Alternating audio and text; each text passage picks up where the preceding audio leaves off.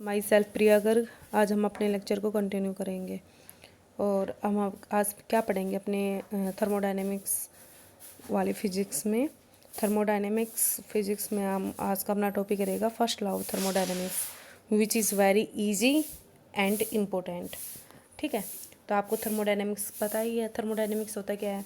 Heat energy का different form में convert होना, डिफरेंट फॉर्म ऑफ एनर्जीज में कन्वर्ट होना। ठीक है, मतलब पहले में उन्होंने सिर्फ क्या स्टडी किया था? हीट को मैकेनिकल वर्क में कन्वर्ट करना या मैकेनिकल एनर्जी में। ठीक है, मैकेनिकल एनर्जी समझते हो ना, kinetic energy plus potential energy. और अब उसके बाद अलग अलग टाइप के आपके पास एनर्जी डिस्कवर हुई, जैसे magnetic energy, electrical energy, chemical energy. ठीक है, तो अपने पास स्टैंडर्ड डेफिनेशन क्या हो जाती है थर्मोडायनेमिक्स की? हीट का डिफरेंट फॉर्म्स ऑफ एनर्जी में कन्वर्जन होना या चेंज होना। ठीक है, ऑल राइट। तो अब हम फर्स्ट लॉ ऑफ थर्मोडायनेमिक्स की स्टडी करेंगे। तो first law of thermodynamics basically क्या कहता है अपने पास? It is nothing but conservation of energy. तो जो फर्स्ट लॉ ऑफ थर्मोडायनेमिक्स होता है ना, उसकी दूसरा नाम भी क्या हो सकता है अपने पास?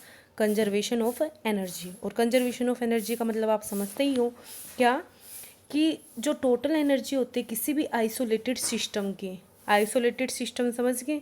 आपको पहले बता चुके हैं 3 टाइप के system: open system, close system, isolated system. तो आइसोलेटेड सिस्टम मीन्स ना तो मैटर का चेंज हो ना एनर्जी का चेंज हो।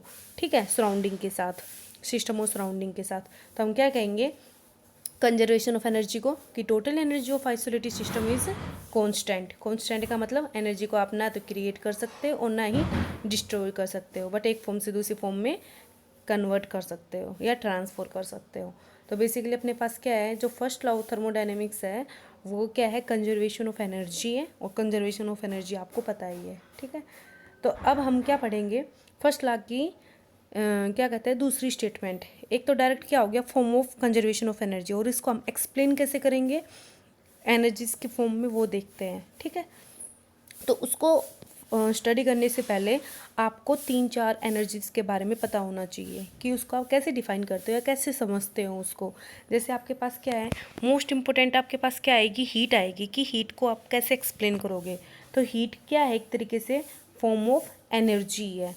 जैसे आप पढ़ोगे हीट क्या होता है, इंटरनल एनर्जी क्या होता है, वर्क डन क्या होता है।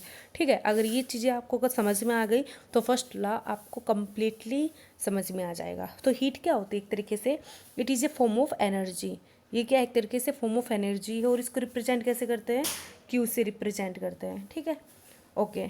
तो it is a form of energy, और उस एनर्जी को हम क्या कहते हैं भाई? Thermal energy. ठीक है, तो हीट क्या होती है? It is a form of energy which is known as thermal energy. और थर्मल एनर्जी क्या होती है? मीन्स हीट का फ्लो कैसे होता है? जैसे कोई भी बॉडी है ये एट हाइयर टेम्परेचर से T1, और ये कोई दूसरी बॉडी है जिसका टेम्परेचर T2 है, लोअर टेम्परेचर। मीन्स कंडीशन क्या है? T1 is greater than T2। तो हीट का फ्लो कैसे होता है? हीट का फ्लो होता है higher temperature to lower temperature, मतलब इस बॉडी से कंटिन्यूसली हीट का फ्लो होता रहेगा इस बॉडी के अंदर। ठीक है, क्योंकि T1 टेम्परेचर ज़्यादा है, और ये फ्लो कब तक होता रहेगा? जब तक दोनों का टेम्परेचर क्या ना हो जाए, सेम ना हो जाए। ठीक है, तो इसको एक बार आप वापस से देख लो कि heat is a form of energy which is known as thermal energy. और ये इनका फ्लो कैसे होता है? Given by a body of higher temperature to a body of lower temperature. ठीक है, और ये कब तक फ्लो होता रहेगा? तब तक उन दोनों बॉडी का टेम्परेचर क्या ना हो जाए, सेम ना हो जाए। ठीक है, ओके। और इसको रिप्रेजेंट कैसे करते हैं? क्यू से। तो मैंने अभी एग्जांपल दिया था आपको T1 एंड T2, और जो हम चेंज कर रहे हैं हीट का, और चेंज को रिप्रेजेंट करते हैं DQ से। आपको पता ही है ये डी क्या रिप्रेजेंट करता है? स्मॉल चेंज को। और अगर मैं डेल्टा लिख रही हूँ तो ये लार्जर चेंज को। ठीक है, ओके। तो हीट का आपको क्लियर हो गया कि हीट क्या होता है? एक तरीके से थर्मल एनर्जी। उसके बाद अपने पास मोस्ट इंपॉर्टेंट टॉपिक आता है इंटरनल एनर्जी क्या है। तो इसकी वर्डिंग पे जाओ। इंटरनल मतलब अंदर वाली एनर्जी। तो मीन्स जैसे अपने पास हम यहाँ पे क्या है, सिस्टम की स्टडी कर रहे हो ना आप भाई, तो सिस्टम की जो अंदर है, अंदर क्या है अपने पास? मोलिक्यूल्स, एटम्स, आयंस, यही तो है ना भाई सिस्टम के पास।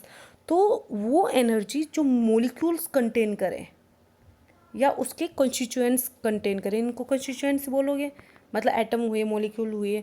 तो इंटरनल एनर्जी क्या है? Basically internal energy of A system is the energy कौन सी एनर्जी है? जो कौन कैरी कर रहे हैं? उसके मॉलिक्यूल्स कैरी कर रहे हैं। इसलिए हमने क्या कहा है? Contain by molecules of A system. ठीक है, तो जो उसके सिस्टम के जो अंदर वाले पार्टिकल होते हैं, molecules and atoms and ions, तो जो वो एनर्जी कंटेन करते हैं, तो उस एनर्जी को क्या बोला जाता है? Internal energy. और जो ये इंटरनल एनर्जी होती है ना, ये दो फॉर्म में कंटेन की हुई होती है। एक होती है पोटेंशियल एनर्जी और एक होती है आपकी काइनेटिक एनर्जी। ठीक है, तो मीन्स जो इंटरनल एनर्जी है वो दो चीज़ों से मिलकर बनी हुई होती है मॉलिक्यूल्स की। मॉलिक्यूल की एक तो पोटेंशियल एनर्जी होगी और एक उसकी काइनेटिक एनर्जी। तो आपको इसकी स्टडी करनी है, आपकी पोटेंशियल एनर्जी कैसे डिफाइन करते हो, तो एक्सप्लेन करेंगे इसको। तो आप स्टार्टिंग से पढ़ते आए हो 10th 11th में। क्या भाई पोटेंशियल एनर्जी क्या होती है? जैसे अपने पास ये अपनी अर्थ है, मतलब ग्राउंड है ये बेसिकली, जहाँ से आप पोटेंशियल एनर्जी मेजर कर रहे हो। और यहाँ पे कोई भी पार्टिकल है मेरे पास जो कि कितनी हाइट पे है? h हाइट पे है। तो भाई पोटेंशियल एनर्जी आप हमेशा कितनी लिखते हो? और इसका मास मान लेते हैं m। तो कैसे लिखते हो? mgh। m is the mass of the body, g is the gravity, मतलब एक्सेलरेशन ड्यू टू ग्रेविटी, और h इसकी हाइट अर्थ से कितनी है। तो इसका मतलब ये पोटेंशियल एनर्जी आती कहाँ से है? हाइट की वजह से। और इसको आप दूसरे फॉर्म में समझो तो क्या है बेसिकली, भाई अपने पास एक की बॉडी है और एक अपनी अर्थ वाली पोजीशन, मतलब अर्थ वाली सरफेस है। तो अर्थ इसके ऊपर फोर्सेस ऑफ अट्रैक्शन लगा रहा है जो इसकी अपनी तरफ अट्रैक्ट कर रहा है, खींच रहा है अपनी तरफ। तो देखो अब ये उसको अपनी तरफ खींचेगा तो थोड़े टाइम के बाद इसके साथ इलेप्स हो जाएगा ना, मतलब इसके बिल्कुल चिपक जाएगा ना। अब ये जब इस मतलब क्या है कि फोर्सेस ऑफ अट्रैक्शन की वजह से वो बॉडी दोनों आपस में अट्रैक्ट हो गई या कोइंसाइड हो गई, तो यहाँ पे पोटेंशियल एनर्जी फिर कितनी हो जाएगी? 0 हो जाएगी ना भाई, है ना, क्योंकि इसके बीच में कोई भी गैप नहीं है। तो बेसिकली पोटेंशियल एनर्जी का मतलब क्या है? वहाँ पे first of all forces of attraction या रिपल्सन होना चाहिए कोई भी। सेकंड, उन बॉडी के बीच में आपस में क्या होना चाहिए? डिस्टेंस या गैप होना चाहिए, जब भी अपने पास पोटेंशियल एनर्जी होगी। तो पोटेंशियल एनर्जी को आप और कैसे बता सकते हो? भाई ये दो बॉडी है, ये दोनों आपस में क्या कर रही थी? अट्रैक्ट कर रही थी। अट्रैक्ट करके थोड़ी देर के बाद ये वापस इस पर कोलेप्स हो जाती। तो मीन्स बेसिकली आप इस अट्रैक्शन को अवॉइड, मतलब क्या कर रहे हो आप? बेसिकली इसकी हाइट h है, तो आप इस फोर्सेस ऑफ अट्रैक्शन को मतलब को क्या कह सकते हो, को अवॉइड करके उसको खींच या वर्क डन करके थोड़ी डिस्टेंस पे लेके जा रहे हो। क्या समझाने जा रहे हैं? जो पोटेंशियल एनर्जी है वो बेसिकली दो बॉडी के बीच में होती है, और दो बॉडी हम क्या कह सकते हैं? उनके बीच में फोर्सेस ऑफ अट्रैक्शन है। पहले मैं फोर्सेस ऑफ अट्रैक्शन की बात कर रही हूँ। तो ये फोर्स, ये बॉडी है, एक बॉडी ये है, तो इनके बीच में क्या है भाई? Forces of attraction. तो फोर्सेस ऑफ अट्रैक्शन है तो दोनों कोलैप्स हो जाएंगे ना थोड़े टाइम के बाद।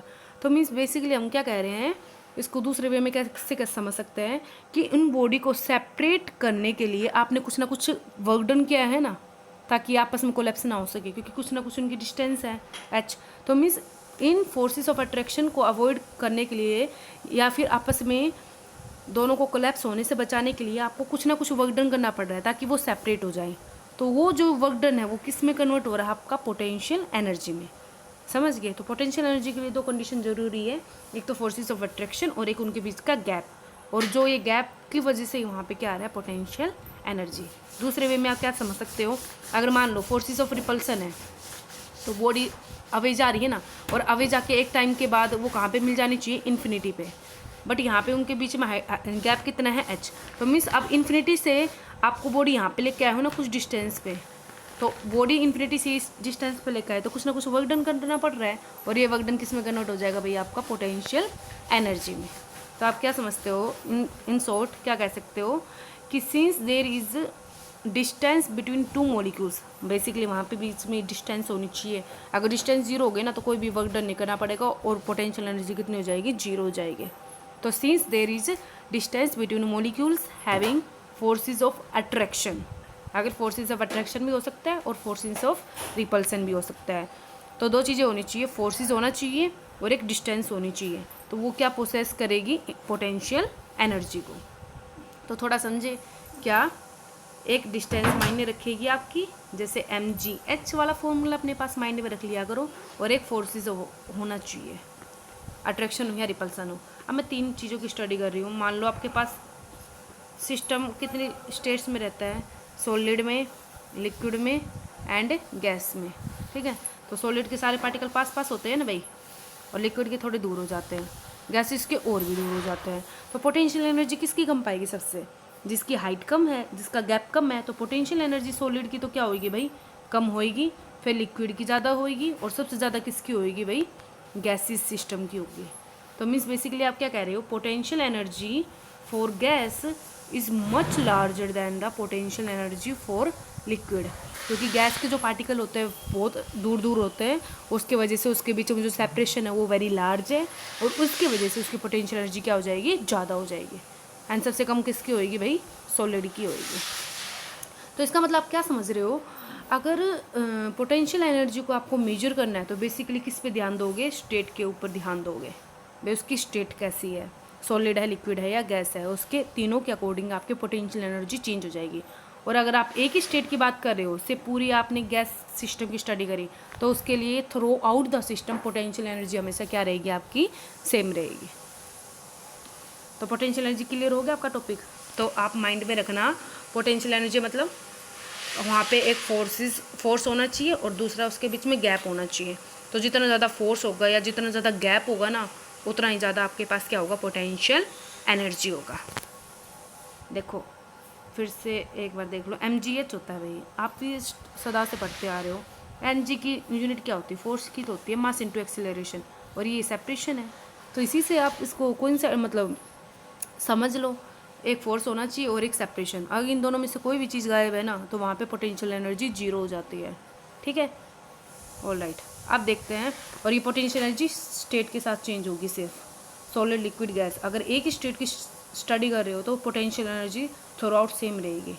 ठीक है, अब देखो काइनेटिक एनर्जी। काइनेटिक एनर्जी का फॉर्मूला क्या होता है भाई, फॉर्मूले से डेफिनेशन बनाया करो, हाफ ऑफ mv²। तो काइनेटिक एनर्जी मतलब कोई बॉडी जिसका मास हो और वेलोसिटी हो, तो उस बॉडी में अपने पास क्या आ जाएगा, काइनेटिक एनर्जी। तो due to mass and velocity molecules have kinetic energy. और ये मॉलिक्यूल्स की है तो वो कैसी होगी, खुद की है, मॉलिक्यूल की है ना, खुद की है नहीं है एनर्जी, तो इसलिए इसको क्या बोलते हैं हम, इंटरनल एनर्जी।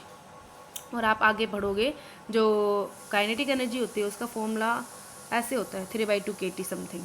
तो काइनेटिक एनर्जी बेसिकली किसके साथ रिलेट कर रही है, टेम्परेचर के साथ। ओके, तो मीन्स काइनेटिक एनर्जी इंक्रीज करेगी तो टेम्परेचर भी आपका क्या होगा, इंक्रीज करेगा। इस रिलेशन से आपने 11th में पढ़ा हो या 11th या 12th में kinetic energy theory of gases पढ़ा होगा।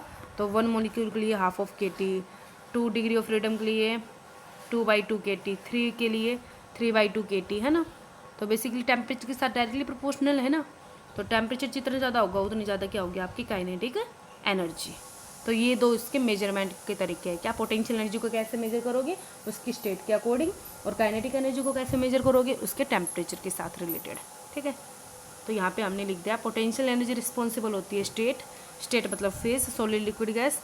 तो भाई और टेम्परेचर के साथ कौन रिलेट होती है, उसकी इंटरनल एनर्जी। ये टॉपिक क्लियर हो गया आपका, हीट का इंटरनल एनर्जी मोस्ट था। ठीक है, उसके बाद हम अपना नेक्स्ट टॉपिक देखेंगे। ये आपके बेसिकली हो गया क्या, अगर कोई आपसे पूछे फिजिकल सिग्निफिकेंस क्या है किसकी, इंटरनल एनर्जी की, तो अगर मान लो आप एक ही स्टेट की बात कर रहे हो, एक इंटरनल एनर्जी है, इंटरनल एनर्जी को आप यू से लिखते हो भाई, और वो दो कसम होती है, इंटरनल एनर्जी, पोटेंशियल एनर्जी और काइनेटिक एनर्जी। तो आप सिग्निफिकेंस पढ़ना चाह रहे हो इंटरनल एनर्जी का फॉर ए गैसियस सिस्टम। तो आपने फिक्स कर दिया कि वो एक सिस्टम है, कौन सा सिस्टम है, गैसियस। तो एक स्टेट है ना, तो उसकी पोटेंशियल एनर्जी सेम रहेगी, है ना। तो सिर्फ क्या चेंज हो सकता है वहाँ पे, काइनेटिक एनर्जी। और काइनेटिक एनर्जी का रिलेशन किसके साथ होता है, टेम्परेचर के साथ। तो इंटरनल एनर्जी जो डायरेक्ट होगी ना, वो किसके साथ रिलेट करेगा भाई, एक सिंगल स्टेट के लिए टेम्परेचर के साथ। ये इसकी फिजिकल सिग्निफिकेंस होती है। तो क्या है, significance of internal energy is mainly to determine the temperature in the same state. Same state में वो किसको डिटरमाइन करती है, टेम्परेचर को। क्यों, क्योंकि सेम स्टेट में पोटेंशियल एनर्जी तो आपके पास क्या रहेगी, सेम रहेगी। ठीक है, तो इसमें कंफ्यूज मत होना, बस आप फिजिकली मीनिंग समझ लेना कि हीट क्या होती है। इंटरनल एनर्जी में दो एनर्जी आती है, पोटेंशियल और काइनेटिक। पोटेंशियल का मतलब समझिए और काइनेटिक का मतलब समझिए, और काइनेटिक किसके साथ रिलेट करती है, टेम्परेचर के साथ रिलेट करती है। अब हम अपना मेन टॉपिक पढ़ेंगे, जिस क्या है, फर्स्ट लॉ ऑफ थर्मोडायनेमिक्स। तो भाई हम 1 by 1 पढ़ेंगे। तो इसकी स्टडी किसने की थी, जूल्स ने की थी 1840 में।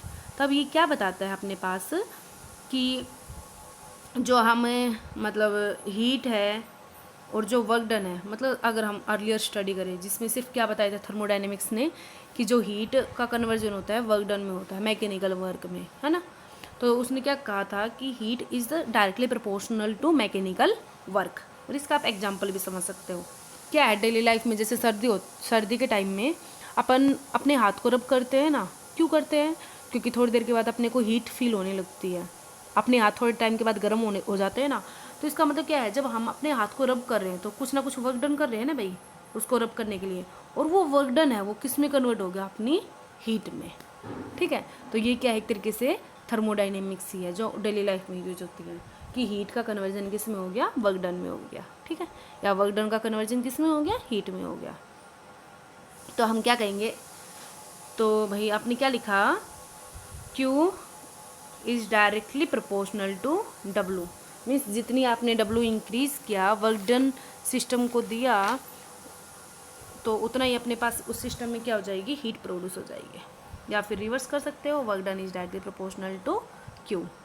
तो हम क्या करेंगे, यहाँ पे स्टेटमेंट देख लो क्या है। 1840 में जूल्स ने क्या एक रिलेशन एस्टेब्लिश किया mechanical work and heat energy के बीच में, जो क्या कहता है कि heat is a form of energy and when W is amount of mechanical work समझ गए ना, kinetic and potential.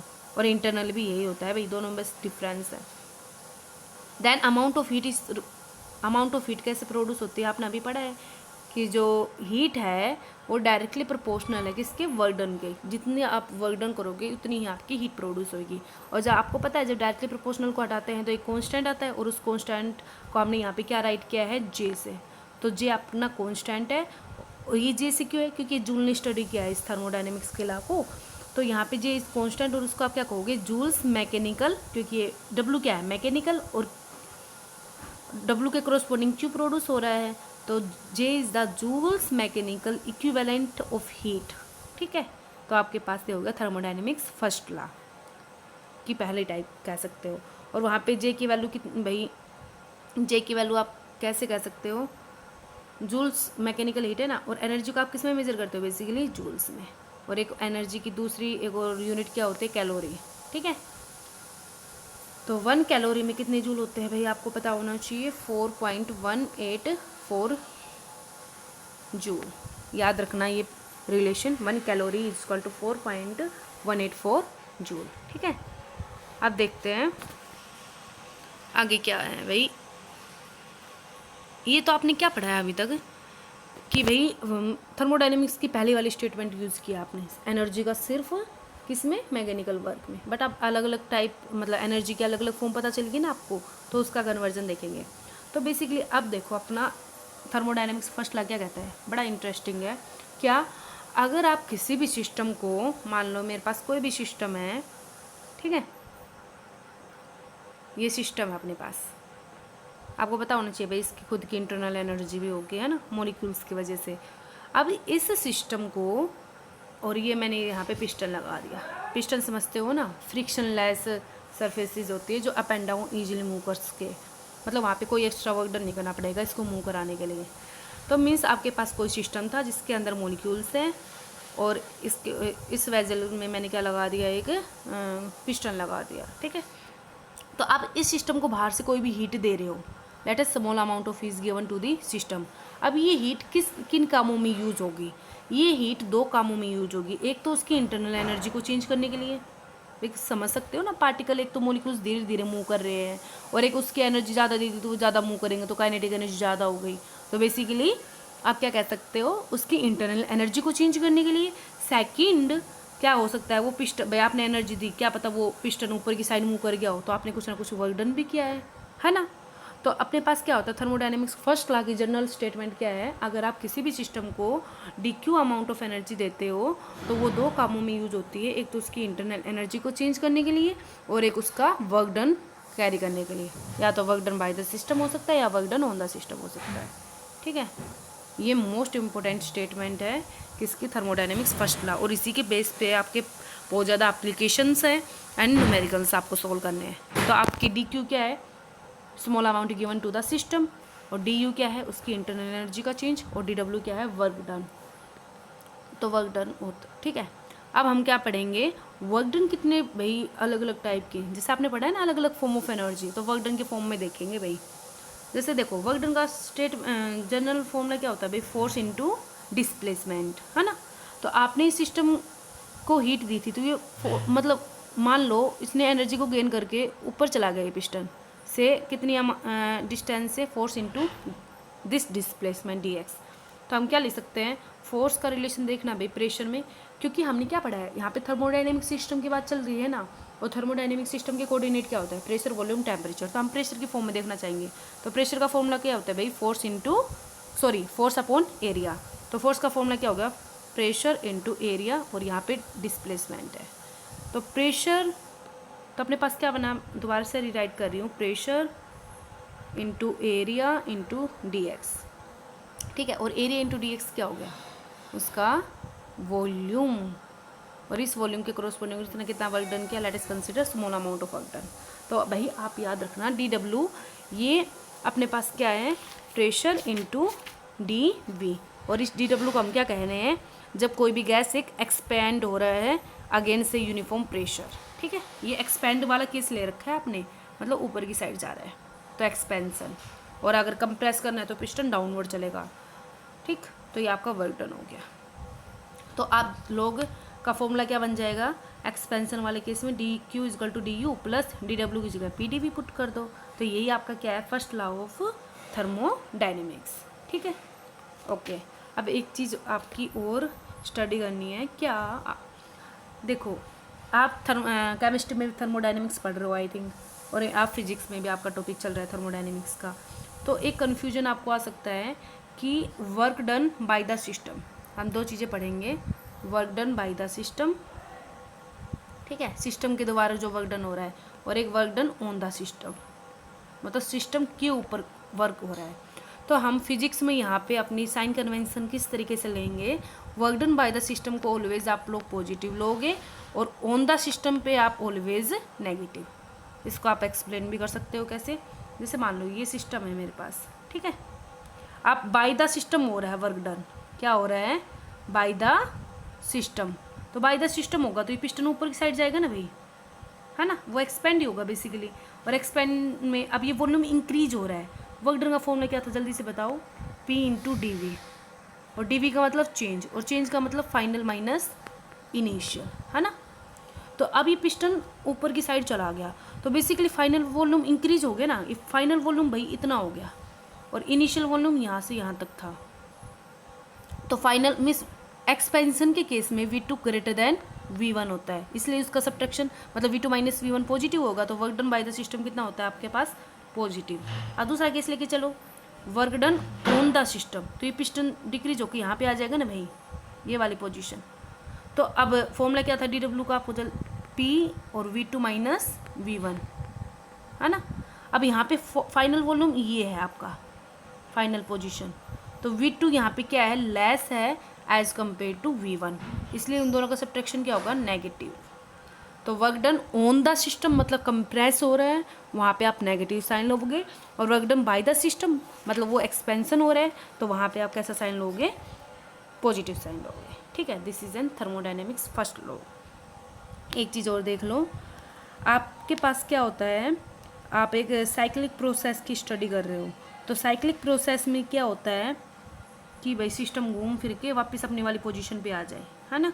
Cyclic process क्या होता है कि system after going through a number of operations is brought back completely to its original state, अपनी state पे वापस आ जाए।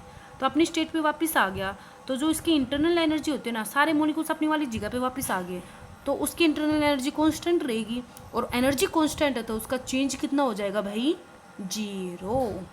क्या, U for a cyclic process is constant, ठीक है, तो उसका चेंज कितना हो गया, जीरो, है ना। इस सर्कल का मतलब क्या है भाई, यहाँ पे साइक्लिक प्रोसेस। तो अब यहाँ पे आप थर्मोडायनेमिक्स ला कर यूज़ कर लो, डी क्यू क्या होता है, D U plus D W, और अगर आप साइक्लिक प्रोसेस लेके चल रहे हो मतलब दिस सर्कल लगा दिया आपने, तो डी यू की वैल्यू जीरो आ जाएगी, तो अपने पास क्या रिजल्ट आ जाएगा, डी क्यू का इंटीग्रल एंड डी डब्ल्यू का इंटीग्रल। तो इसका कंप्लीट इंटीग्रल करोगे तो टोटल हीट किसके बराबर होगी, वर्क डन के बराबर। मतलब एक साइक्लिक प्रोसेस में अगर आप किसी सिस्टम को हीट दे रहे हो तो वो कंप्लीट हीट किस काम में आएगी, उसको वर्क डन करने के लिए, ठीक है। इंटरनल एनर्जी में कोई भी हीट वेस्ट नहीं होएगी आपकी, ओके। अब देखो इसकी लिमिटेशन, ये तो हो गया अपना थर्मोडाइनमिक्स। अब इसकी लिमिटेशन क्या है, थर्मोडाइनमिक्स समझ में आ गया, first law thermodynamics, it is A conservation of energy and इसकी मैथमेटिकल फॉर्मुलेशन आपको याद रखनी है, डी क्यू, जो किन दो कामों में काम आ रहा है, D U plus D W में। और डी डब्ल्यू के अलग अलग फॉर्म, अगर प्रेशर से रिलेटेड है तो पी डी वी आ जाएगा, ठीक है। और अगर मैं इलेक्ट्रिक की बात करूँ तो आपको पता है क्या होता है, V equal to W by Q होता है ना इलेक्ट्रिक फॉर्म में। तो डब्ल्यू का फॉर्मूला क्या हो जाएगा, पोटेंशियल इंटू में चार्ज। तो डी डब्ल्यू की जगह आप क्या लिख लेना, चार्ज इंटू पोटेंशियल का आपने डिफरेंस कितना दिया है, ठीक है। अब देखते हैं अपन यहाँ पे लिमिटेशन क्या है इसकी। देखो थर्मोडायनेमिक्स के यूज़ भी काफ़ी हैं, क्योंकि थर्मोडायनेमिक्स के बिना कहते हैं ना लाइफ में थर्मोडायनेमिक्स बहुत इंपॉर्टेंट है। कैसे समझ सकते हो, मान लो अपने पास सन है, सन से हीट मिल रही है ना अपने को, है ना, हीट मतलब थर्मल एनर्जी, ऑल राइट। और अपन जो अपनी बॉडी है वो हीट को गेन करके कुछ ना कुछ एनर्जी को गेन करके वर्क डन कर रही है। अपना शरीर कुछ ना कुछ वर्क डन करता रहता है ना हर टाइम। वर्क डन मतलब motion, force into displacement, displacement मतलब मूव करना। अपना शरीर काम कर रहा है, अपना शरीर काम करेगा मतलब वर्क डन कर रहा है। तो मीन्स हीट का बेसिकली क्या होता रहता है, कन्वर्ट होता रहता है। Heat it convert into work, work it converted into heat. अगर अपना शरीर काम ही नहीं करेगा, अपना शरीर अगर काम ही नहीं करेगा तो वर्क डन जीरो, और अपना शरीर बिल्कुल डेड हो जाएगा। क्योंकि आदमी जीवित कब है, जिंदा कब है, जब वो मूव कर रहा है, कुछ ना कुछ उसका पार्ट्स मोशन में है। अगर कोई भी पार्ट्स मोशन में नहीं होगा तो इट इज़ एन डेड, है ना। तो मीन्स थर्मोडायनेमिक्स अपनी डेली मतलब क्या है, लाइफ का एक इम्पोर्टेंट पार्ट है, ये कह सकते हो, ठीक है। अब हम लिमिटेशन पढ़ेंगे थर्मोडायनेमिक्स की, क्या लिमिटेशन होती है। तो जहाँ पे थर्मोडायनेमिक्स के फ़ायदे ज़्यादा है तो नुकसान भी है। तो इसकी लिमिटेशन क्या होती है, फर्स्ट लिमिटेशन देखो ये क्या बताता है, हीट का कन्वर्जन बताता है, D U plus D W. But ये ऐसे नहीं बताता कि बॉडी, जैसे अपने पास एक एग्जांपल ले लेते हैं, एक टी का कप है अपने पास जिसका टेम्परेचर कितना है 50 डिग्री सेल्सियस, और एक वाटर है जिसका टेम्परेचर कितना है 30 डिग्री सेल्सियस। बेसिकली वहाँ पे कन्वर्जन तो होगा ना भाई हीट का, एक स्टेट से दूसरी स्टेट में। बट ये डायरेक्शन नहीं बताता कि कौन सी बॉडी से कौन सी बॉडी में हीट जाएगी, मतलब कौन सी बॉडी हीट को रिलीव करेगी और कौन सी बॉडी उस हीट को गेन करेगी। तो मीन्स बेसिकली ये डायरेक्शन ऑफ हीट फ्लो के बारे में नहीं बताता। बट जनरल स्टेटमेंट क्या होती है हीट के फ्लो की, हीट हमेशा कहाँ से कहाँ फ्लो करती है, higher temperature to lower temperature, है ना। बट थर्मोडायनेमिक्स ये नहीं बताता। तो ये क्या नहीं बताता भाई, this law permits the flow of heat, ये भाई अलाउ तो करती है फ्लो ऑफ हीट को from hot body to cold body, vice versa, है ना। भाई बॉडी का क्या करती है, ये पता है क्या बताता है थर्मोडायनेमिक्स में, कि हीट कन्वर्ट होती है वर्क डन में और वर्क डन कन्वर्ट होता है हीट में, है ना। इंटरनल एनर्जी भी लगा सकते हो। तो मीन्स एक बॉडी से क्या कह सकते हो, थर्मोडायनेमिक्स बताता है कि एक बॉडी से हीट दूसरी बॉडी में जाएगी और दूसरी बॉडी से पहले बॉडी में हीट वापस आ सकती है। मीन्स वो कन्वर्जन दोनों टाइप का बताता है। क्या, इस कप से इसमें भी हीट जा सकती है, ठीक है, और इस वाटर से इस कप के अंदर भी हीट जा सकती है। दोनों टाइप के मोशन को बताता है। बट इन रियलिटी क्या होता है भाई, अपने पास बॉडी सिर्फ हीट सिर्फ कहाँ फ्लो करती है, हायर टू लोअर टेम्परेचर। तो ये इसकी लिमिटेशन हो गई। मतलब थर्मोडायनेमिक्स में डबल साइडेड डायरेक्शन होती है। क्या होता है थर्मोडायनेमिक्स में, डबल साइडेड है, मतलब इस बॉडी से इस बॉडी में भी हीट जा सकती है, ए टू बी भी हीट का फ्लो हो सकता है और बी टू ए में भी हीट का फ्लो हो सकता है, विच इज़ नॉट पॉसिबल, है ना। तो this law permits the flow of heat from hot body to cold body and vice versa. But in reality the heat flow कहाँ से कहाँ तक जाती है भाई, hot body to cold body. तो ये इसकी क्या है, लिमिटेशन है, doesn't indicate the direction of heat flow. इसका एक यूज़ डेली लाइफ में आप कर सकते हो। या फिर आपने फर्स्ट ईयर में क्या देखा था भाई, फ्लाई व्हील का एक्सपेरिमेंट किया था ना आपने, ऐसा कुछ। तो वहाँ पे फ्लाई व्हील को आपने रोटेट किया था। तो आप जो रोटेट करवा रहे हो बेसिकली वो मैकेनिकल एनर्जी हो गई ना भाई, मैकेनिकल वर्क है ना। आपने एक बार उसको वेट लटका के उसको मोशन प्रोवाइड कराया था ना, और मोशन मतलब क्या है, मैकेनिकल वर्क। और वो मैकेनिकल वर्क की वजह से वहाँ पे क्या प्रोड्यूस होएगी भाई, हीट प्रोड्यूस होएगी। ठीक है, और थोड़ी देर के बाद फ्लाई व्हील गर्म होने लग जाएगा। ठीक है, तो मतलब मैकेनिकल वर्क किस में कन्वर्ट हो गया, हीट में। बट थर्मोडाइनमिक्स के according reverse also true. Reverse मतलब अगर मैं फ्लाई व्हील को हीट दे दूँ, लेट अस कंसिडर, आपने अगर फ्लाई व्हील को नीचे से बर्नर की हेल्प से हीट कर दिया, क्या वो मूव करने लग जाएगी? नो। तो मीन्स ये थर्मोडाइनमिक्स की लिमिटेशन है कि वो डायरेक्शन के बारे में नहीं बताता, direction of flow of heat. एक वो फर्स्ट और एक ये सेकंड। क्या किसी भी सिस्टम, जैसे फ्लाई व्हील का एग्जांपल लिया था ना अपन ने यहाँ पे, कि मैकेनिकल वर्क से हीट अपने पास कन्वर्ट हो रही है, बट हम रिवर्स नहीं कर सकते कि अपने पास फ्लाई व्हील रेस्ट पे और मैं नीचे से उसको बर्नर की हेल्प से हीट प्रोवाइड करा रही हूँ, क्या वो मूव करने लगेगा? मूव नहीं करेगा, और यही इसकी क्या है, लिमिटेशन है। ठीक है, और दूसरी इसकी लिमिटेशन बता सकते हो क्या? इसकी लिमिटेशन आप ये बता सकते हो कि भाई ऑब्वियस सी बात है कि थर्मोडायनेमिक्स ने बता दिया कि हीट और वर्क में आपस में इंटरकन्वर्जन है, बट ये ऐसे नहीं बताएगा कि क्वांटा कितना है, quanta of energy means magnitude के बारे में कुछ नहीं बताता कि इतना मैग्नीट्यूड हीट इतना वर्क आपको मिल गया। ठीक है, तो ये इसकी सेकंड लिमिटेशन है। ऑलराइट, तो ये था अपना first law of thermodynamics complete. Thank you.